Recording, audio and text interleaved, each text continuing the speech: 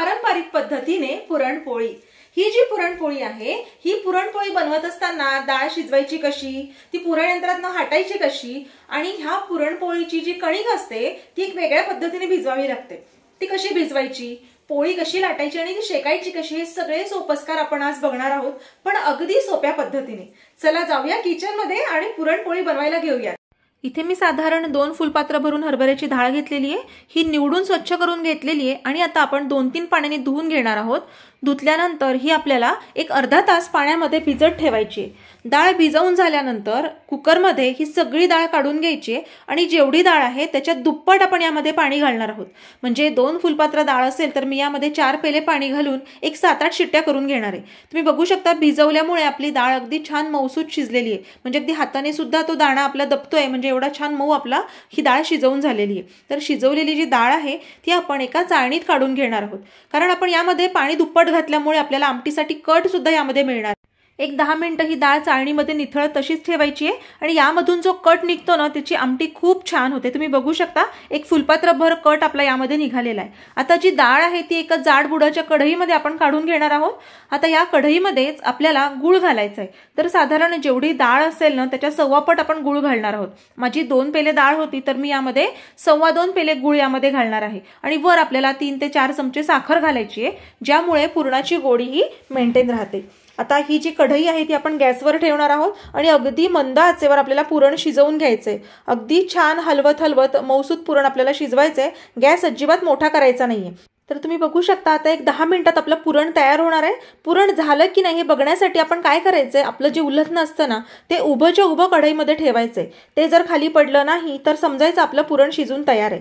आता याच स्टेजला आपल्याला त्यामध्ये साधारण अर्धी वाटी खवा, वेलदोडा पावडर, सुंठ पावडर आणि जायफळ पावडर घालायची। ते सगळं एकजीव करून घ्यायचंय आणि आता हे सगळंच्या सगळं हलवल्यानंतर पुरण यंत्रात आपल्याला घालायचंय।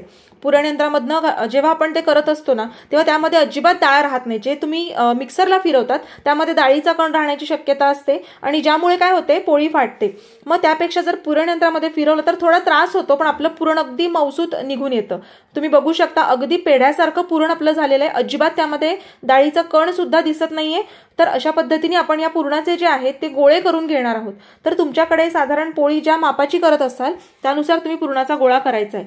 आता हे जे पुरण आहे याचे मी साधारण 12 ते 15 गोळे तयार झालेले आहेत। आता हे जे गोळे आहेत ते एका भांड्यात काढून घ्यायचे आणि त्या अंदाजाने आपल्याला आता कणिक भिजवायची आहे। तर साधारण 15 गोळ्यांसाठी मी 7 पोळ्या होतील एवढी कणिक घेतली। म्हणजे माझं हे जे माप आहे ना या मापामध्ये साधारण 5 ते 6 पोळ्या होतात। तर एवढी कणिक मी यामध्ये घेतलेली आहे। आता ही कणिक घेत असताना ती छान चाळून घ्यायची, कारण काय होतं कणकीमध्ये कोंडा असतो, मग त्या कोंड्यामुळे पोळी फाटण्याची शक्यता असते। मग छान कणिक आपल्याला चाळून घ्यायची आणि ही जी मऊ मऊ कणिक आहे, अगदी बारीक झालेली कणिक आहे, ही आपण पुरणासाठी वापरणार आहोत। तुम्ही बघू शकता चाळल्यानंतर अगदी मऊ कणिक आपली यामध्ये मिळते, साधारण मैद्यासारखं त्याचं टेक्स्चर असतं। तर ही जी कणिक आहे ही कणिक आता आपण एका परातीमध्ये काढून घेणार आहोत। यामध्ये थोडंसं मीठ आणि आपल्याला हळद घालायची आहे। हळदीमुळे काय होतं, पोळीचा रंग खूप छान पिवळा धमक यामध्ये दिसतो। यामध्ये आपण तेल अजिबात घालणार नाही आहोत, फक्त हळद आणि मीठ घालून आपल्याला ही कणिक छान भिजवून घ्यायची। तर थोडं थोडं पाणी घालून ही कणिक भिजवायची। तुमच्याकडे जर फूड प्रोसेसर असेल तर त्यामध्ये तुम्ही कणिक मळू शकता। तर अशा पद्धतीने कणिक आपली भिजवून झालेली आहे। आता सगळ्यात महत्त्वाची स्टेप यामध्ये आपण करणार आहोत की ही जी भिजवलेली कणिक आहे ही नॉर्मल पोळीसारखी भिजवली आहे। आता आपण यामध्ये ही कणिक बुडेल इतपत पाणी घालून ठेवायचंय आणि एक अर्धा तास हे झाकून ठेवायचंय। म्हणजेच ही जी कणिक भिजवलेली आहे ही पाणी त्यातनं हवं तेवढं ऍब्झॉर्ब करेल आणि मऊ कणिक आपली तयार होणार। तर पोळीला लावण्यासाठी कणिकच न वापरता यामध्ये आपल्याला तांदळाची पिठी वापरायची आहे आणि जर तांदूळ पिठी तुमच्याकडे नसेल तर तुम्ही मैदा सुद्धा वापरू शकता। आता बघा एक अर्धा तास झालाय, आपण बघूयात आपली कणिक जी आहे ती खूप छान मऊ झालेली आहे, म्हणजे तिच्यामध्ये पाणी ऍब्झॉर्ब झालेलं आहे। आता हात भरेल का ही पर्वा न करता अगदी छान कणिक आपल्याला मळून घ्यायची। तुम्ही जेवढी कणिक जास्त मळणार ना तेवढी तुमची पोळी मऊ येईल। तर त्यातनं अगदी छान तार येईल इतपत आपल्याला कणिक मळून घ्यायची आणि आता कणिक मळून झाल्यानंतर आपण एक 2 ते 3 चमचे याला तेल लावणार आहोत। तर हातावर थोडं थोडं तेल घ्यायचंय आणि आपल्या भिजवलेल्या कणकेला ते सगळ्या बाजूनी लागेल इतपत आपल्याला ती भिजवून घ्यायची, म्हणजेच मळून घ्यायची। आता तेल आपण सगळ्या दूर कणकेला लावून घेणार आहोत आणि छान चमक तुमच्या कणकेला आता आलेली दिसेल। आता ही जी कणिक आहे ती परत एक 10 मिनिटं आपल्याला भिजवून ठेवायची आहे की जेणेकरून हे तेल आणि पाणी सगळं छान कणकेमध्ये मुरेल। आता आपण कणकेचा एक छोटासा गोळा घेतलाय आणि त्याच्या दुप्पट पुरणाचा गोळा आपण घेणार आहोत। आता ही जी कणकेची पारी आपण करणार आहोत तर हातावरच करणार, कारण की आपलं अगदी छान मऊ पीठ भिजवलेलं आहे। त्याला थोडंसं पीठ लावायचंय आणि हातावर एक छान छोटी पारी त्याची करून घ्यायची आहे आणि यामध्ये आता पुरणाचा गोळा ठेवायचा आहे। हाताला थोडं थोडं पीठ लावत लावत हातावर गोल फिरवत फिरवत आपल्याला पुरणाचा गोळा त्यामध्ये भरायचा आहे।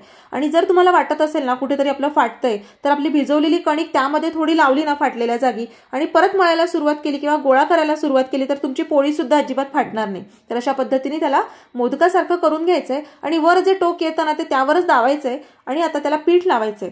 लगेच लाटायला न घेता ज्या ताटलीमध्ये पीठ आहे त्यामध्येच थोडं थापायचंय। यामुळे काय होतं, जो मधला पुरणाचा गोळा आहे ना तो पूर्ण पोळीभर छान एकसारखा पसरतो आणि पोळी खाताना सगळ्या दूर पुरणाची चव सारखीच लागते।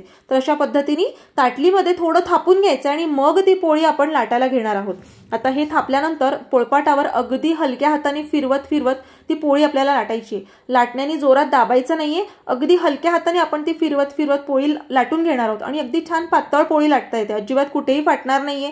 जाड पोळी असेल ना तर ती थोडी खायला नको वाटते, जेवढी तुम्ही पातळ पोळी लाटाल ना ती खायला पण खरपूस लागते। अगदी मंद गॅसवर छान ती पोळी शेकून घ्यायची आहे। एक बाजू पूर्ण शेकून झाल्यानंतर त्याला आपण तूप सोडणार आहोत आणि मग त्या दुसरी बाजू ही छान तशीच पक्की आपल्याला शेकून घ्यायची आहे। दुसऱ्या बाजूनी सुद्धा छान त्याला तूप सोडायचंय आणि दोन्ही बाजूनी खरपूस अशी आपली पुरणपोळी भाजून घ्यायची। जेवढी छान खरपूस भाजाल ना ती पोळी तेवढी मऊ आपल्याला झालेली दिसून येते। आज यामध्ये ना आपण खवा घातलाय, ज्यामुळे आपल्या पोळीला एक पेढ्याचा एक थोडासा स्वाद आपल्याला मिळणार आहे। तर अशा पद्धतीने मऊ लुसलुशीत आणि अगदी हाताने अलगद मोडेल अशी पुरणपोळी आपली तयार आहे। तर अगदी ओठावर जिभेवर विरघळेल अशी आपली पुरणपोळी जर तुम्हाला आवडली असेल तर माझ्या चॅनलला लाईक करा, शेअर करा आणि आजपर्यंत सबस्क्राईब केलं नसेल तर नक्की सबस्क्राईब करा। थँक्यू।